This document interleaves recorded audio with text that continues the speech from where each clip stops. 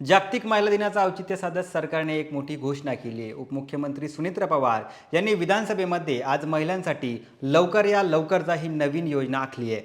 ती योजना नेमकं काय आहे आणि महिलांना याचा नेमका काय लाभ होणार समजून घेऊ आपण या व्हिडिओच्या माध्यमातून। नमस्कार, मी सलमान आणि आपण पाहताय ABP माझा। मुंबई महानगर क्षेत्रातील म्हणजेच MMR रिजनमधील सरकारी कार्यालयात काम करणाऱ्या महिला कर्मचारी जर सकाळी 9:15 कामावर हजर झाल्या तर त्यांना सायंकाळी निर्धारित वेळेपेक्षा अर्धा तास लवकर घरी जाण्याची मुभा मिळणार आहे।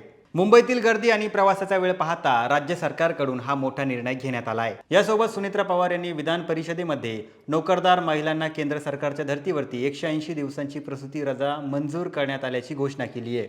प्रसूती रजेनंतर गरज भासल्यास 1 वर्षापर्यंत वैद्यकीय प्रमाणपत्राशिवाय देय अर्धवेतन रजा देण्याचाही निर्णय घेण्यात आला आहे। तर घर आणि ऑफिस अशा दुहेरी जबाबदारी सांभाळणाऱ्या महिलांसाठी राज्य सरकारकडून हा मोठा निर्णय घेण्यात आला आहे।